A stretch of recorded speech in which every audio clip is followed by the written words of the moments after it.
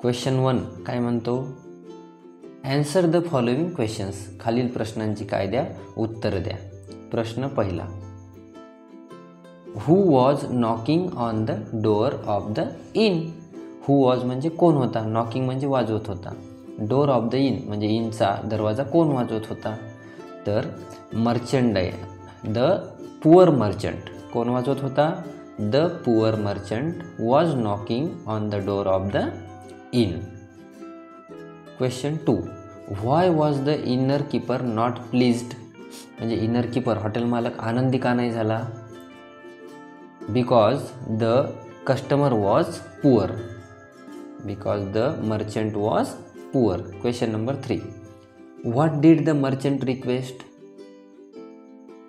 The merchant requested a simple meal.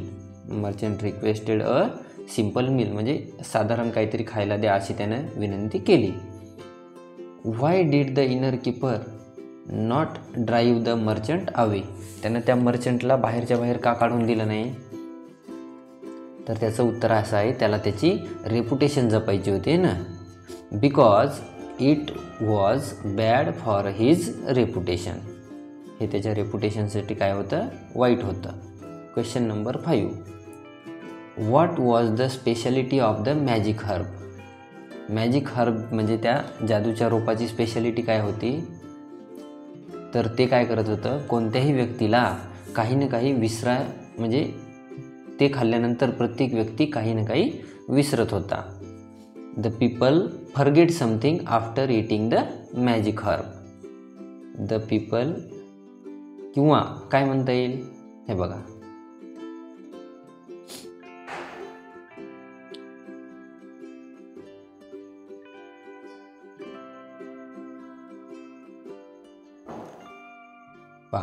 whoever eats this herb forget something.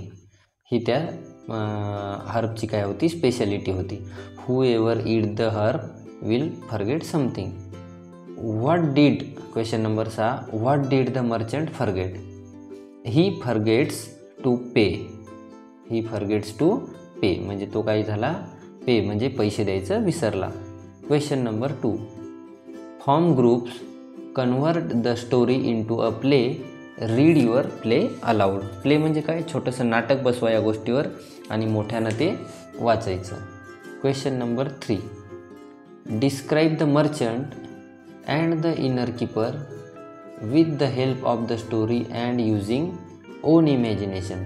Story आणि तुमची स्वतःची कल्पनाशक्ती वापरा आणि मर्चंट आणि इनर कीपर यांचं डिस्क्रिप्शन द्या, म्हणजे ते कसे होते. तर बघा कसे होते, स्टोरीनुसार आपल्याला हे लक्षात आलं की इनर कीपर कसा होता, ग्रीडी होता. त्यानंतर तो फार आनंदी झाला नव्हता त्या मर्चंटच्या येण्यानं. He was greedy, he was not pleased. आणि मर्चंटचं डिस्क्रिप्शन काय, he was poor, he has only 1 bag of merchandise, he has worn shoes म्हणजे खराब बुटं त्यानं घातलेले होते. तर हे अशा पद्धतीने आपण दोघांचं वर्णन करू शकतो. Question number 4, the K in knock is silent. बघा, नॉक या शब्दामध्ये आपण केचा आवाज करत नाही, फक्त NOCK नॉक एवढंच वाचतो. It is not pronounced. Write 2 other words with a silent K. Silent केचे अजून 2 शब्द आपल्याला काय करायचे, सांगायचे.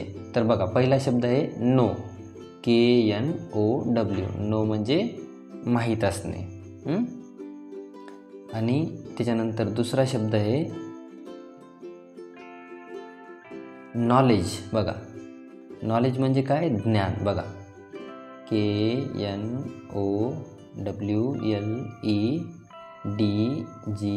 नॉलेज म्हणजे ज्ञान. इथं सुद्धा के काय आहे, सायलेंट आहे. तर नो आणि नॉलेज असे 2 शब्द आहेत ज्याच्यामध्ये के काय आहे, सायलेंट.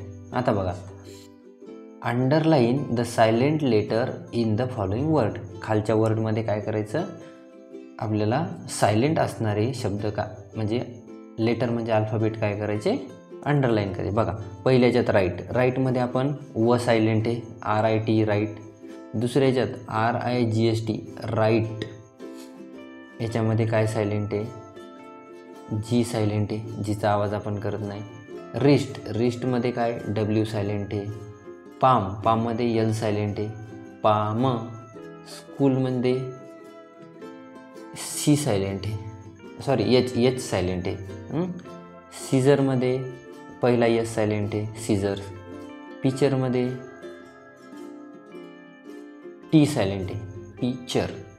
लिसनमध्ये टी सायलेंट आहे, लिसन. राईममध्ये राईम ई सायलेंट आहे, ईचा आवाज आपण करत नाही. आवरमध्ये एच सायलेंट आहे, आपण याला आवर म्हणतो. काय म्हणतो? आवर. अशा पद्धतीने हे सायलेंट वर्ड आपण अंडरलाईन करू शकतो. Read the following characters are telling you नाव. हे व्याकरणाच्या संदर्भातील भाग आहे.